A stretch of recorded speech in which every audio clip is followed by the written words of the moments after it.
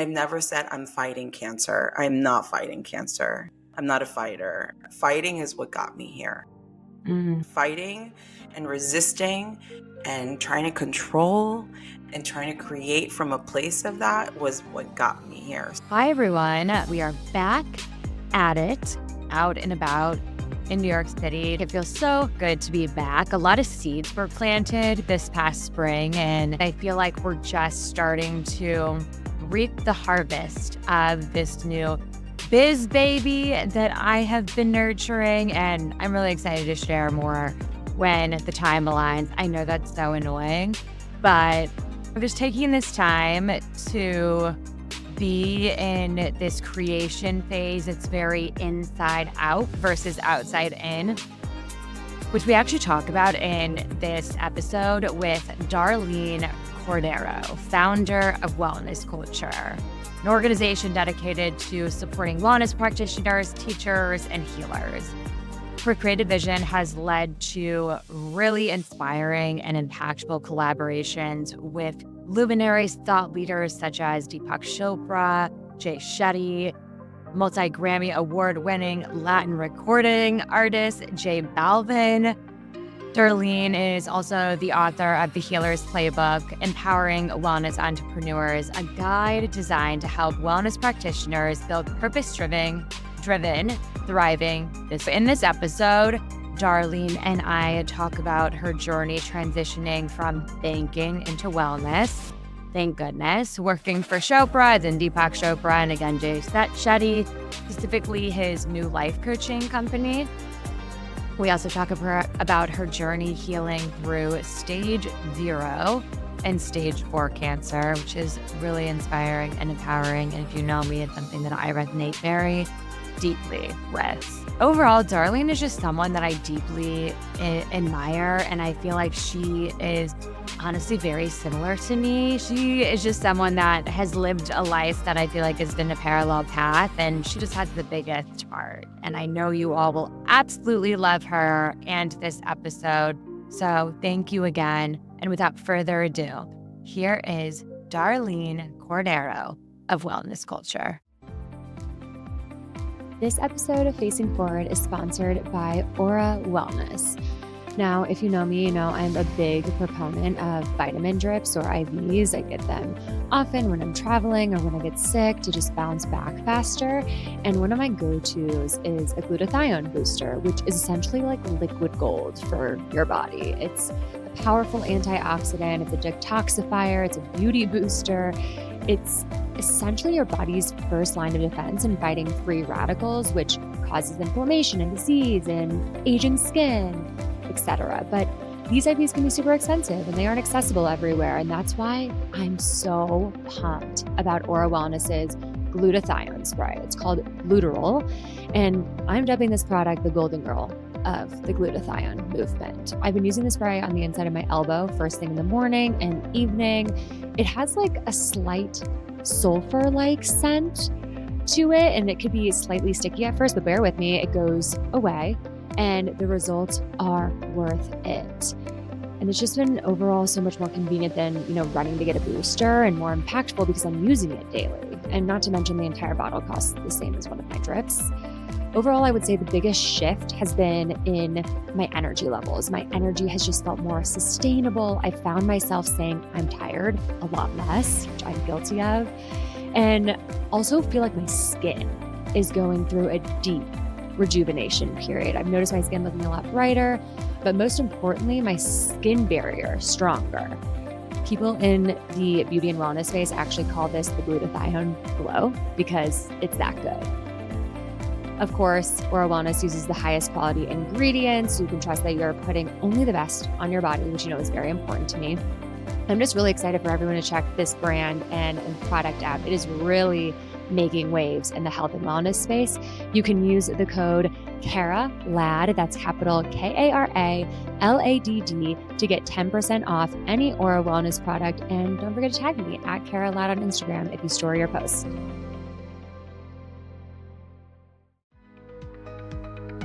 You all know I am a multi-hyphenate entrepreneur. I am a writer, speaker, strategist. I'm now building out a conscious retail concept. And I would not be able to do this podcast without my production partner, New Edition Consulting. New Edition Consulting is a boutique content marketing agency that partners with thought leaders and brands looking to launch, maintain, grow, and monetize their content marketing efforts. Simply put, every brand today is in the business of deepening their connection with their community. And an intentional, consistent stream of content, whether that be a podcast, a newsletter, or on-brand social media campaign, the content is the spine that holds this effort together. New Edition provides one-on-one, end-to-end, 360-degree content marketing support to all of their talented clients that have packed schedules like mine. Think of New Edition as your accountability partner, your content strategist, growth marketer, and admin, all rolled up into one.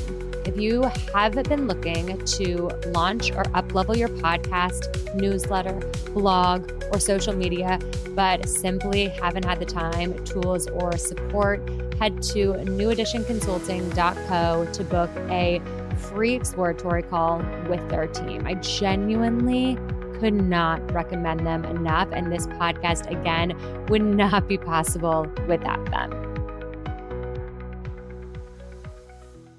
Darlene, it is a pleasure. I just realized we've never connected actually in person, but I feel like our souls are like connected. Like I feel like just because of our health journeys and our businesses and our paths and our consultancies, like the way we speak and move through the world is so similar.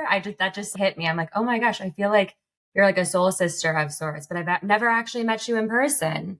It's so wild what social media and technology has done to us, where we feel so connected to people that we meet. And that felt, and so when we started chatting again, hey, congratulations on everything's happening. Let's chat. It feels so natural and it's beautiful. It feels so good. It feels so good. Wow. You have had so much life going on recently, for better or for worse. And I typically like to start off these conversations talking about catalyzing moments of change, of powerful transformation. And I know these words resonate with you, just given you've been on a similar health journey as I have. Yeah. Can you share more about your story and if there are any particular catalyzing moments that really informed and have shaped the work that you put out into the world today? Yeah, I do believe that our stories are very similar. And so there's so many stories out there. And I love these conversations because it allows us to share our story, but also inspire other people to share theirs. And mine, about 5 years ago, I was diagnosed with stage 0 breast cancer. It was DCIS. It was very early onset cancer. And that really was a moment for me. I was back in banking. I had switched back to banking. My history and my work is banking. And then I went into media, CPG brands, and then went back to banking.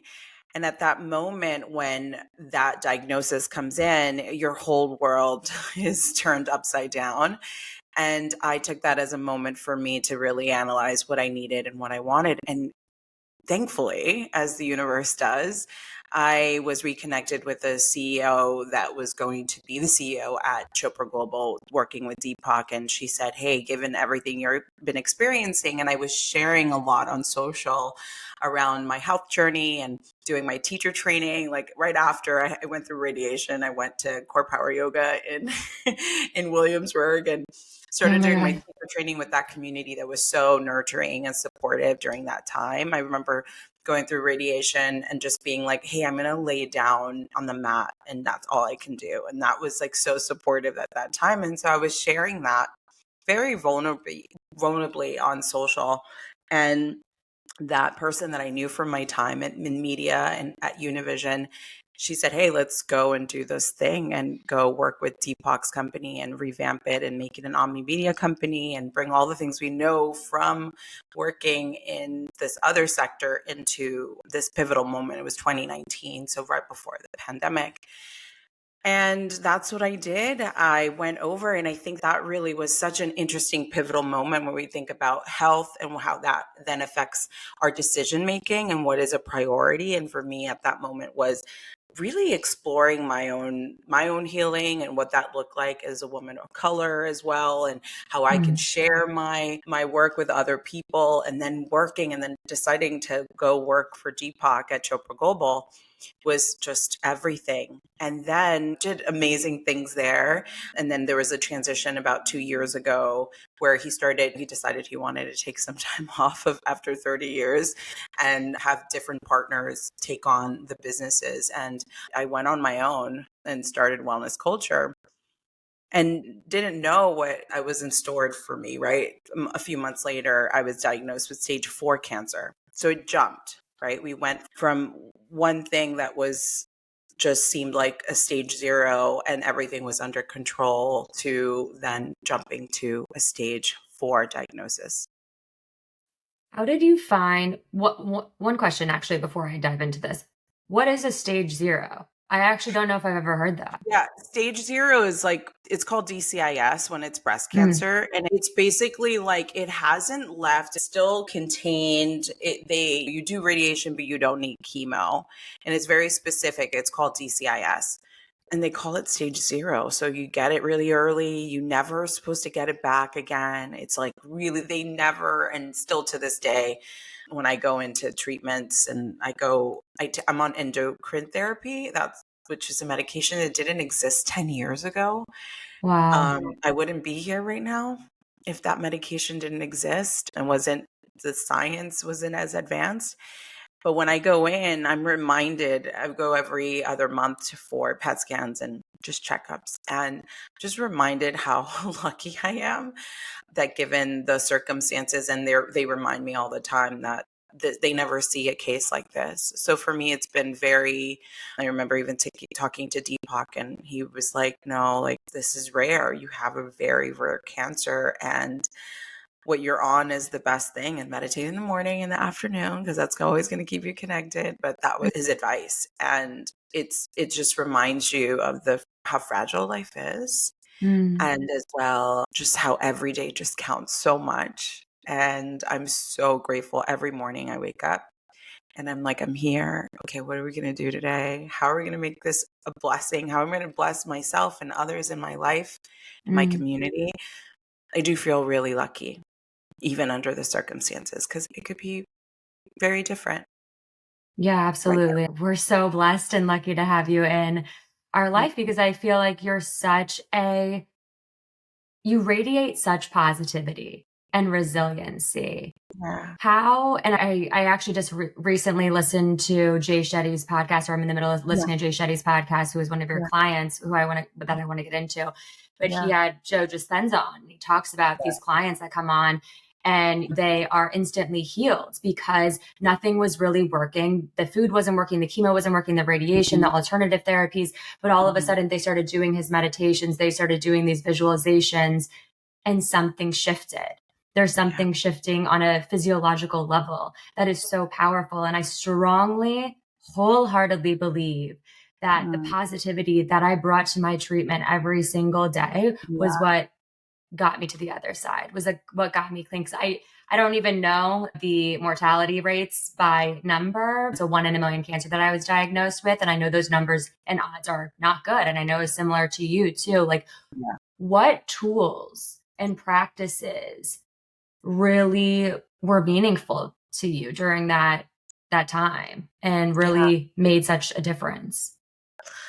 I always think about this question because it's so personal. I think when we are diagnosed with something like this or any kind of life challenge that we encounter, for me, it's breast cancer. For someone else, it could be some other challenge. It's about really going inward.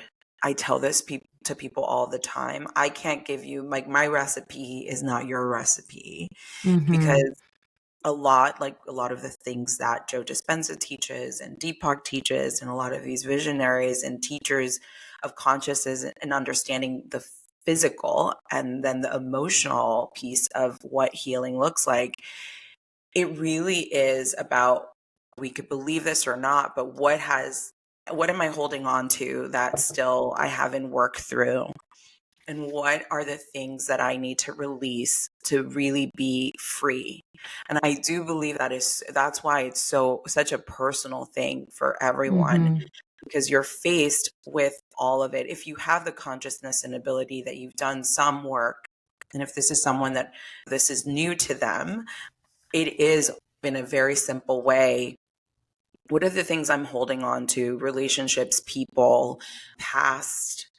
What are the conversations I'm having with myself? How am I speaking about myself? How am I speaking about this specific situation or this scene, as I like to call it, because it all feels like a movie sometimes.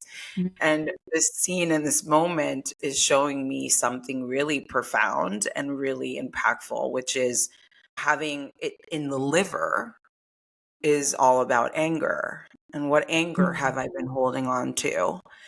And I'm a pretty joyful person, but I'm also a New Yorker, so I definitely have some anger built up and a lot of trauma from some realness. Yeah, so there is some built up things there. I now live in California, so I'm like, there's a California version of me, and then there's a New York version of me. But then there's also the little child in me, the one that didn't get certain things and didn't process a lot and didn't have the ability to do that. And I've always been someone to be very forward thinking, so I'm not thinking about the past a lot, and I try to see the best in the situations.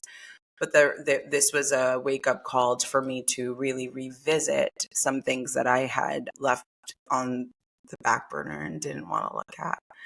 And so I would say for someone that it is or has something like this happen, or if you know of someone that was just diagnosed, as you probably know, sending them all of the latest videos of how to beat cancer could feel overwhelming, to say the least, to a cancer recently diagnosed person.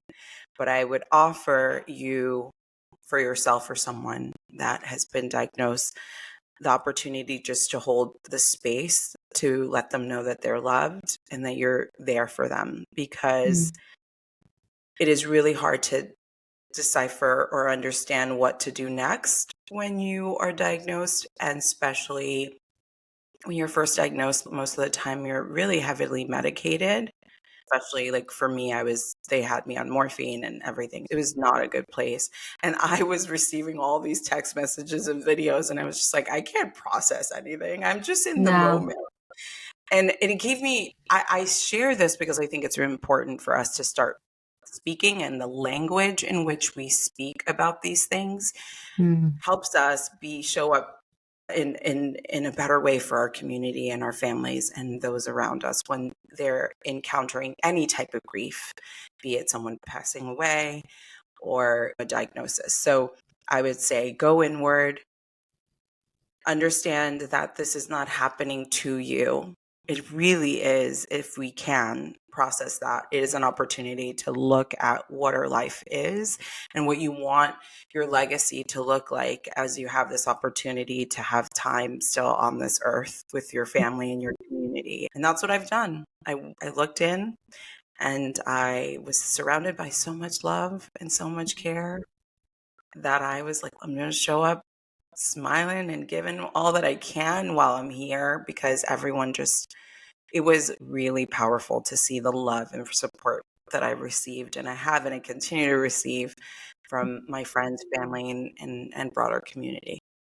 It's completely true. I couldn't resonate with what you said more, because so many people think that sending you all the tools and all of the diets and all of the methodologies while you're in treatment is actually helpful. And I listen to none of that. The most powerful thing you can do when you're healing is to get quiet and to be fully present with yourself and the experience. And I think positivity, whether you're slightly bypassing or not, was like so powerful for me to get through it and then even process more afterwards. But just showering yourself with love and being open to that receiving state from others, that was like so powerful for me. And it seems like for you as well. It's hard I see this similarity a lot with cancer fighters and survivors, like it's hard to receive. Like we're typically the people that are overextending our energy and are typically people pleasing, or are typically, oh no, I don't need the help. I'll do it myself. And it was such a powerful lesson for me to be like surrendering to this state of receive. Honestly, even for my wedding too, I was actually reconnected with that state of receiving rather than me controlling and doing everything for everyone else and making sure everyone else is okay. And I was like, no, this is my time. And I think it was actually really similar to that healing journey. So powerful. I totally resonate with that. I think that one of the biggest, most powerful things I've done in the past year and a half since the stage 4 diagnosis has been surrendering. That was the word that I used for last year as I was processing all of it, and surrender, and read How We Live is How We Die by Pema Chodron. That was something that I felt I love her work. I feel it's very gentle with her book, when things fall apart. And I knew the things that I needed to call in because I was already on this path. Like I was surrounded by healers, teachers, practitioners, doctors, integrative doctors. Like I have everybody on call. I'm very lucky. Yet what was more powerful than that was just knowing that they were there and not necessarily giving me all the advice. And also how I was so deeply moved by everyone that I just was in so much joy of being surrounded by my friends and community that it kept me looking forward. I think in a lot of times, and you probably felt this, and is when you're in these moments where you're trying to make these decisions about treatment, about how you live your life, how you are interacting with your family, with your friends, with yourself, it really you have to go in. There's no other option. And I think surrendering is part of that. And it's not an inactive. This word feels like for people, it's, oh, I surrender. That means I'm not doing anything. Does it mean you're not going to do treatment? Or does it mean, and it is the most active word in every moment to surrender to whatever the outcome is. It is the hardest thing, yet the most freeing thing I've ever done in my life. No connection to what's going to happen tomorrow. I live presently in today. I have a gift that I wish I could give to so many people and that I love. If they can only experience what it is to know that the thing that we all know, that we're immortal and that we're going to pass. And yet I have the gift of being so present because of that. And I surrendered to it all, and I was just received because of that. I was just blessed with, going back to what you were saying, receiving, right? I tell you with many stories as you of the ways I never let anybody help me. I don't identify as this. Labels don't necessarily, connect for me on regards like I was a single mom, but I worked in banking and took care of an amazing young man that went to Skidmore, and I put him through prep school in New York City, and I did the whole runaround. That was a lot of me holding up that responsibility with grace, and never wanting to be a stereotype or someone that, she's a single mom or she has it so hard. I was like, no, I'm good. I got it. There was a lot of that. And I felt so lucky to be his mom. And I am so lucky that I have that experience of being a mother and working full time and going back to school as an adult and doing so much that I never asked for help ever. And I am so good at asking for help now. Me too. I'm like, hey, can you help me with this? Or do you have the capacity for this? I've learned the language and it's beautiful. I didn't grow up with those examples. I think many of us didn't.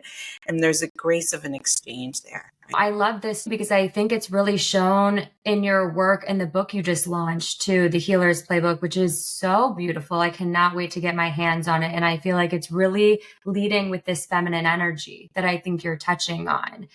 How has your diagnosis really helped you embody more of that in your career and in your life so you can live? Because you can feel It's like, you know, when you feel someone's work versus just like you see it and it's so transactional, like, I like see that book and I feel that book. Thank you. And that's when, you know, I just got full body goosebumps. That's when it is channeled from a place that is connected to you, but from above as well. And it is so, it's just drenched in feminine energy. Tell me more. And I can feel it while talking to you as well. And like, let me know if that resonates with you. But how is like that? I am not a pink girl, but this book is pink. I grew up in New York City. Like, again, just like all of this much more masculine energy in my life. And I love it. It is part of who I am. I am that person. And I also am someone that has surrendered to understand that when I am in that place of being in, we all have masculine, feminine energy, and being able to lean into the softness of the moment and the not knowing, because I hear so many people, what about what's next? Or how do I create this? And a lot of times in business, as being an entrepreneur and doing it all, we are so much in that masculine energy of transaction. And I see that a lot with people that I worked with, which is when you build brands, when I worked in banking, like I've seen it all in personal and professional life. I think in this season of my life, it's just much more graceful to carry myself in a place of ease. And I've never said I'm fighting cancer. I'm not fighting cancer. I'm not a fighter. Fighting is what got me here. Like fighting and resisting and trying to control and trying to create from a place of that was what got me here. So now it's not like I don't do things, I create, but I do it from a place of, okay, what is really meant to be created? What is meant to exist from a place of the connection with whatever we want to call, because it is energy. It's God for some people. It is the divine feminine. It is all the things. It is all the energies. And for me, this book is really me leaning into that creativity, which was huge for me, being creative. I've always felt like I wasn't. I was always much more in the operations roles. And then later in life, I went in more into the more creative roles, and which was beautiful because then I was able to tap into my own ability to create sponsorships and partnerships and things like that. And now this book is really that surrendering to what is possible for this community that I love so much and I adore. As when we first connected, I feel this huge pull for the healer, the practitioner, the teacher. It started before my this diagnosis. And I think that when I started working at Chopra, I saw the need and I saw the importance of this work. And so this book is drenched in that. It's a love letter. I say that in the book. It's a love letter to the practitioner, the healer that is unseen.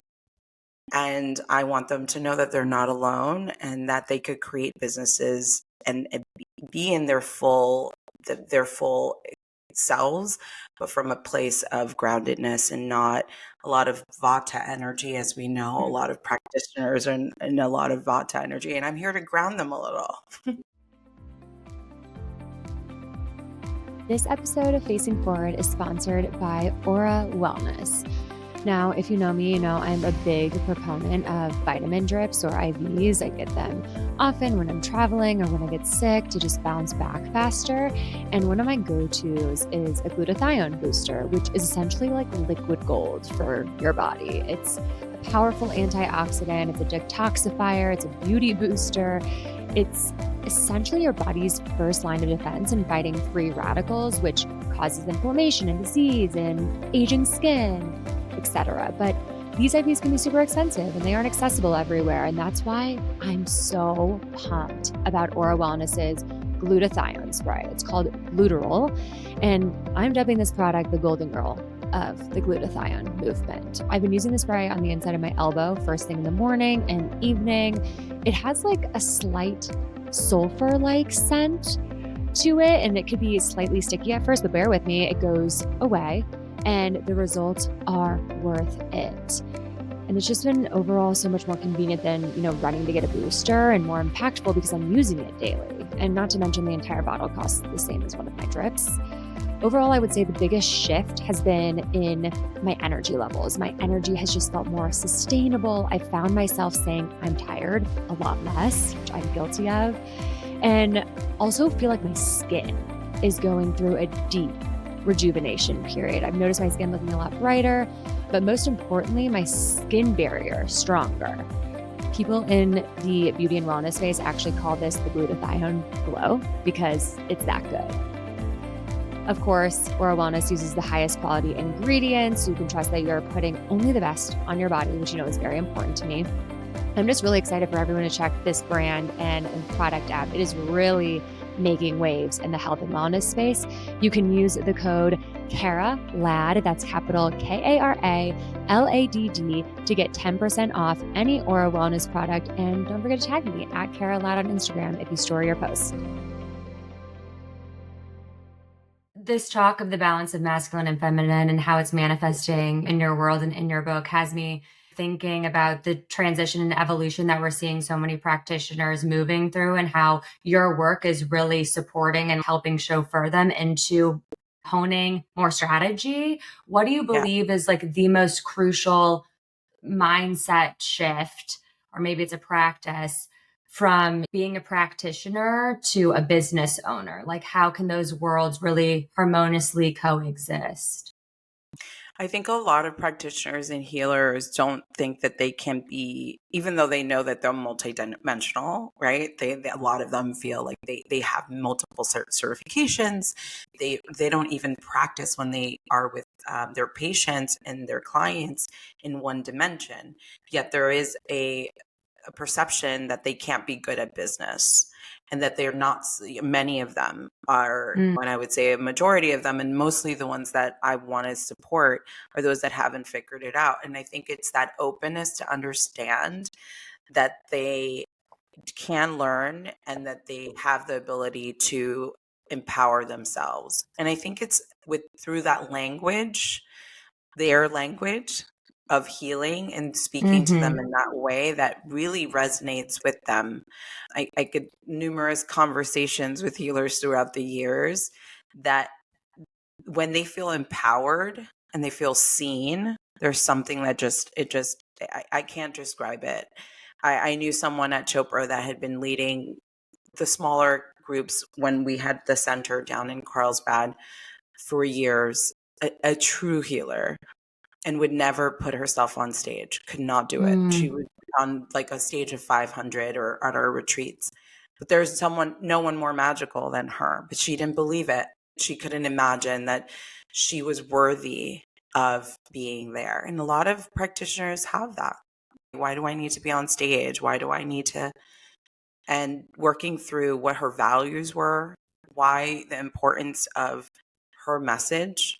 And now she's running around the world teaching. And that's what brings me joy, that I can do that work with practitioners so they can see themselves as who they truly are, and be able to know that they too can hold that space for themselves and their community at a larger scale. And I think everyone's really different too. I think that there's practitioners that are amazing writers, and therefore they can share their gifts through writing. Is it through video or content? And I think that finding out what you need to do versus what everybody else is doing is so important as well. And the healing arts is what I call it. It's the healing art, the way healers share their art form and their creativity. And that's my goal, for them to be seen and supported.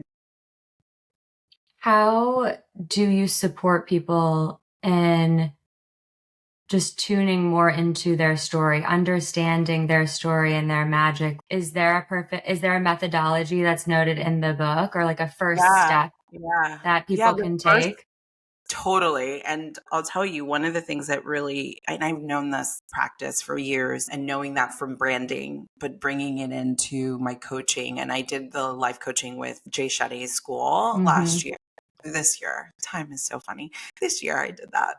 And one of the things that I really honed into that teaching and the book and the classes, which are amazing. I love his school and I love everybody there, is values, like focusing in on our values. And that's when a client, let's say that's the framework in which I learned and really got there. And I've noticed how much in the book, that's the first thing I have is, what are your values? Like when we see, even in our personal lives, something that rubs us the wrong way or something that we're making a decision, it's usually because it goes against our values. What we find the most important, what is it that we're striving for? And so mine is community or reach. And so for me, I think I always focus for the client with that. I speak to them from that point. And the reason why they got started, like, I love hearing that. And they light up, honestly. They light up because they remember and they forget why they started it.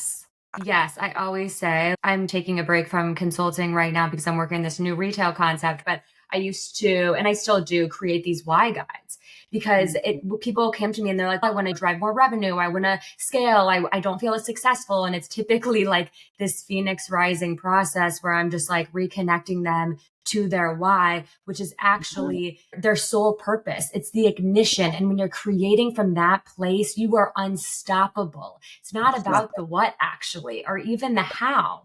It's about the why. And then like the universe, again, not from a bypassing place or a state of full surrender, but like the universe does the rest. When you are so connected to that, crystallizing that and your story, because no one has your story, no one has your magic. That's your super. Goosebumps. Oof. Yeah. And I feel like and I feel like your values are just a guiding compass for that. And they create more discernment in your life. And that's something that I'm really honing on to right now. If it's not a hell yes, it's a hell no right now. Because our energy is finite. Why do it? Sorry. No, not at all.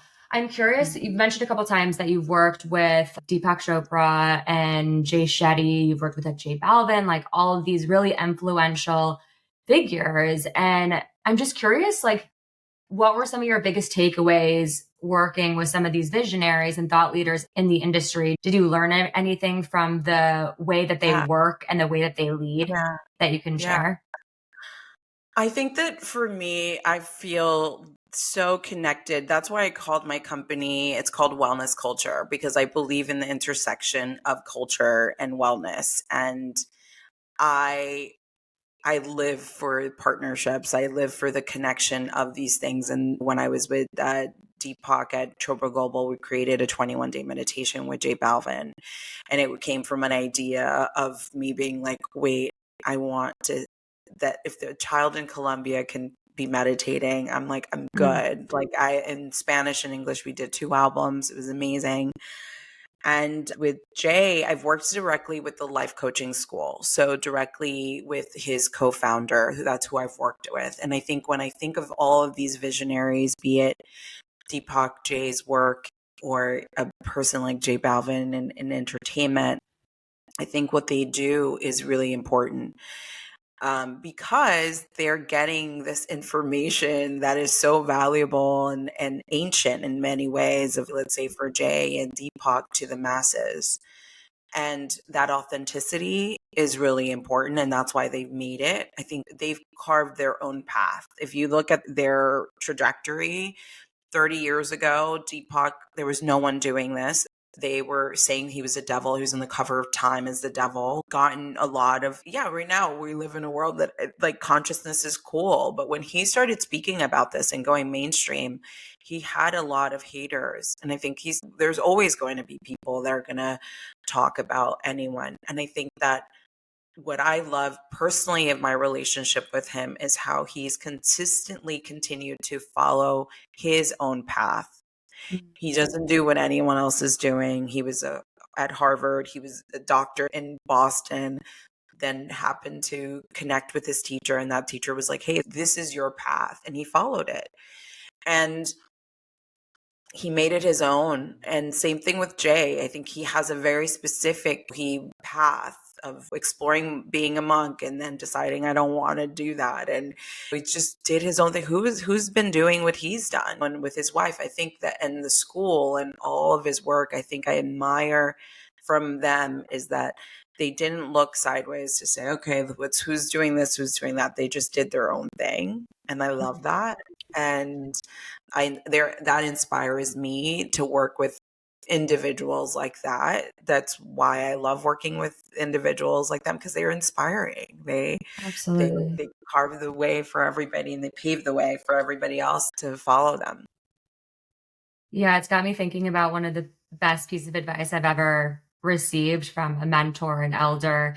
And it's actually my first internship at Cosmopolitan magazine, where Kate White, who was the former editor-in-chief, told me to wear blinders because I think she saw something in me. And she was like, she saw me trying to fit in or be like the fashion assistant of the editor that I was working for. And she was like, tune into you, like wear blinders. And my husband, Brandon, always says, sometimes you got to zig when everyone's zagging. And I say that like to myself all the time, because if you're a visionary, if you're a thought leader and you're a trailblazer, you're inevitably doing something different. And on that note, since you work with so many healers and so many practitioners, I would love to know what the biggest mistake wellness practitioners and entrepreneurs make when starting a business. Look, there's so much to start. Sorry, I'm like, many things for me at the same time, because I've seen so much of it. And I think the thing that stands out for me is that it's sticking to what we're talking about, and it does feel true, is this idea of what other people are doing and comparing ourselves. I think we should be inspired by others, like you inspired by the person you were working with. Yet understanding, go in before you go out. Go in to understand what you are here to do so you can powerfully go out there and share your gifts. Don't look at, and again, we all do it. We have people that inspire us, but let those be your friends. Be like, connect, make sure that it's coming from that place. And if it's not coming from a place, get off social media. And until you have done that work. And I think right now in our society, we all look outwardly for our validation. And as healers, this is why I wrote the book. The goal is to go inward so you can powerfully come out and share your gifts from that place of knowing and your connection to source, because that's why you started this path. That's why you went on this path, because you wanted to create. And having this resource and others. There are many people that are inspiring, that are doing great work in the world, that have that grounded energy. I think I see so many people purchasing either an event or a coaching program, and they walk out and they still call me and they're like, hey, I don't know what I just spent $5,000. I don't even know where to start. Why? Because it's not that the product doesn't work, but it's not personal to them. That's where there's a lot of missteps, and also spending money where you don't need to spend it. Ooh, that's such a good one. I had a magical assistant at one point. Her name is Jessica Briggs. And if she's listening, I love you. I adore you. I'm so grateful for you. And she would always ask me when I was like on the fence about a partnership, or like how I was like, if I was building something new, should I launch this offering? She would always ask me, outward in or inward out. And it was like this, I just got goosebumps again. I feel like it was just like this checkpoint that I was like, it would always be just like a very clear and discerning yes or no. I was like, oh yeah, you're 100% right. I've been seeing 10 other people similar to me that are my brand expanders or something like that, launching a similar thing. And it was an outward in. It actually doesn't align with me. And it goes back to that blinders conversation, but it's like, when you're tuning into yourself and your core essence, like that will guide you to success and growth more than any strategy, honestly, than any consultant will ever give you. No, yeah. That's why people go, I don't know what you do. I'm like, let's get on the phone and you'll see what I do. I'll help you. I'll help you, because it varies. A lot of the work that I do, it does vary. Sometimes I get on a call and someone's like, they really carry the conversation, because it's not a one size fits all. Just like our healing is not a one size fits all, our business, what is directly tied to our being, is not going to be a one size fits all. Yeah, Totally. Yeah. Amen. What advice in particularly from the Healer's Playbook is resonating most with your community and your readers right now? I am so excited when I get these messages. But by the way, like birthing a book is we can talk about that too. Birthing it's a no book joke. How long did it take? I'm like so curious about that journey too. Yeah. So I'll tell you, I did a few mentorships. I think when we talked, when we first connected, I was doing mentorships and they were 14 weeks where I would take our community small groups of about 14 weeks. We had about 10 people in each cohort. And we went through mission, vision, values, all of the work. So this book is the mentorship in a book. So I took all of the learnings from that, all of the things that I knew really would resonate with the community. And then, of course, I shared more of my personal story there, just kind of to like for context of like why I did it now. And the book is really inspirational for anyone. I have people that worked at Chobani that are reading it, or when I worked in that CPG brand that are head of HR, because it is a book for anyone that's looking for, what am I here to do? What am I here to create? So it doesn't, the language is for the healer, but it is at its core with a lot of prompts. Each chapter has that intro of what we're going to be talking about. The first one is all about your values. Then there's a reflection questions for each one. And then we go into the business of it. So I've outlined specific things around, and I was very intentional and meditated on it because I wanted people to have that open heart as they have journaled, and after they've journaled and gone deep into that specific topic, then go into the practical of their business, and then closing it out each chapter with a practice. Many practices that they already know, but specific to that topic. And so I took the outline of my mentorship and made it accessible, because the mentorship is thousands of dollars. And so can I make it accessible for $39.99 for anyone around the world? So that was the content. That's when it all came together. I wanted to write a book last year. I've wanted to write a book since my dad passed away about 2 years ago. And then this came up as the first thing to do. I feel like my second book is being written right now, and it's by the life that I'm living and the experiences that I'm having. So this book is the first one of many, hopefully, that I want to publish.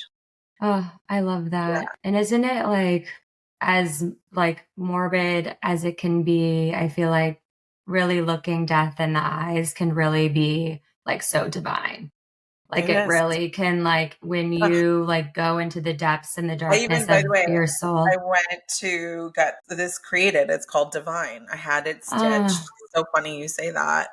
My gosh, we need a clothing line for others.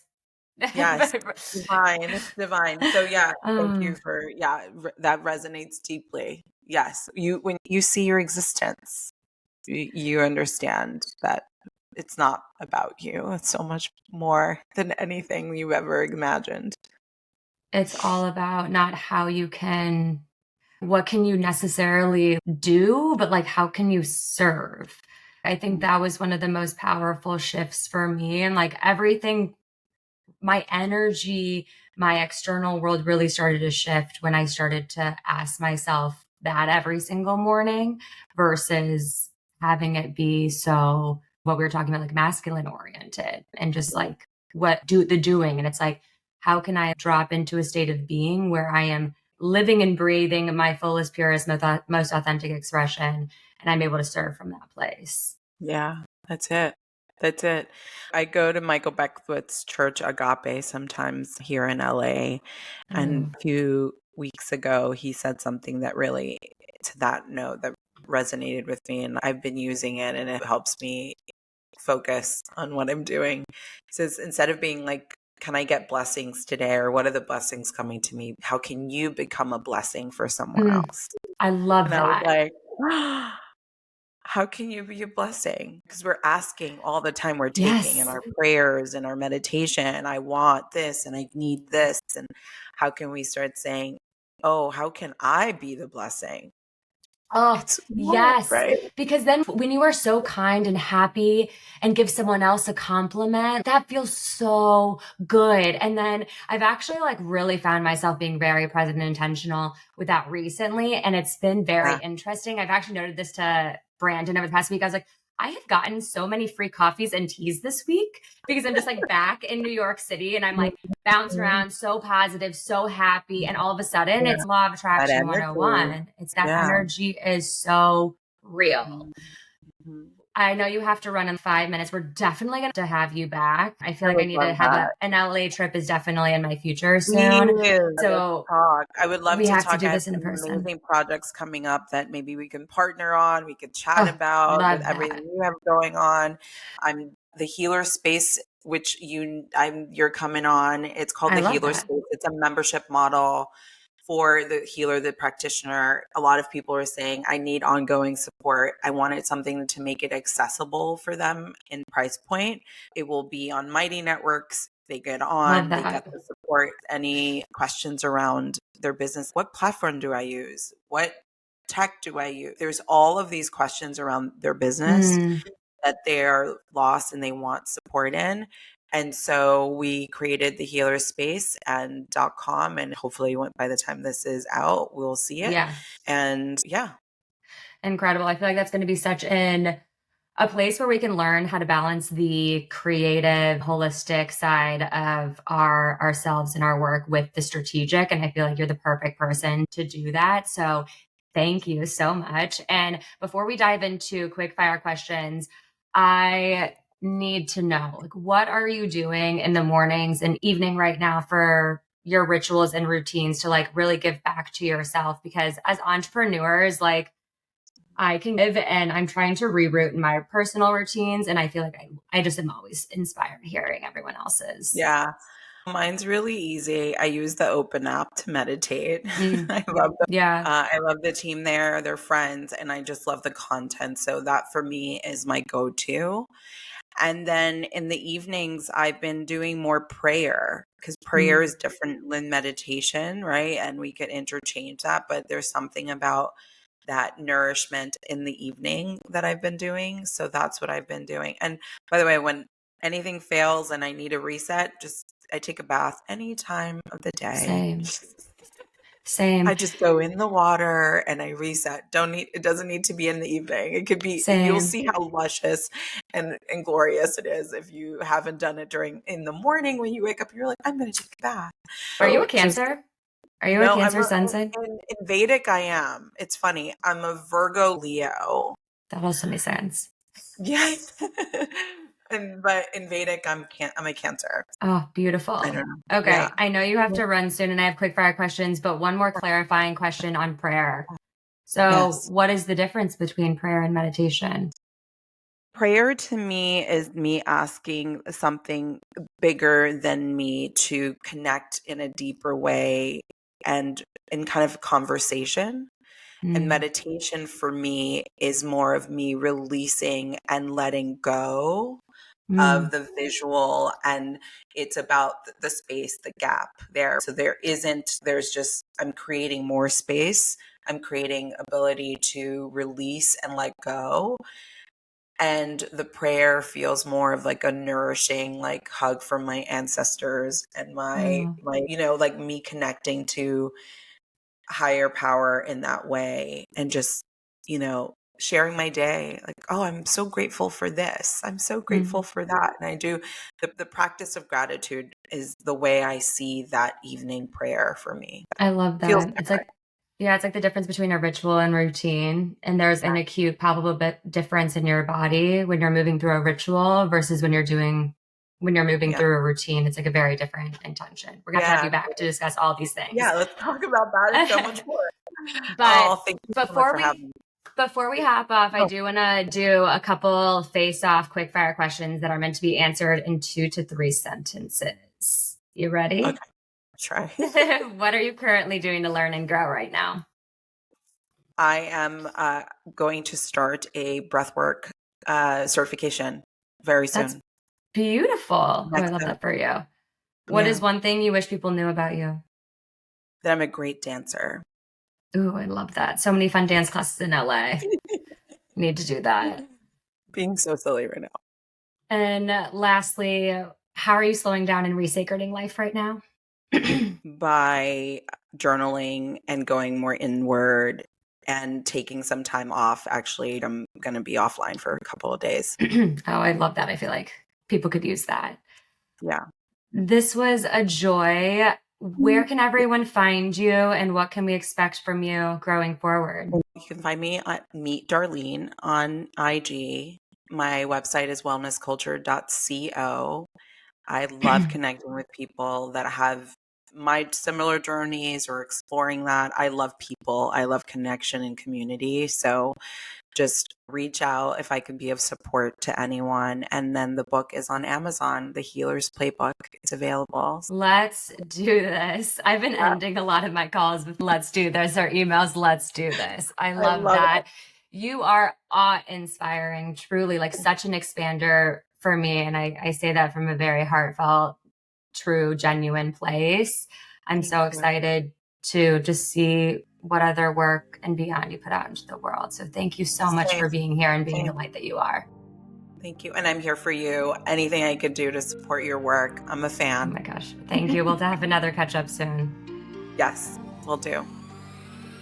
Thank you so much for supporting and listening to Facing Forward. I am genuinely so grateful for each and every one of you.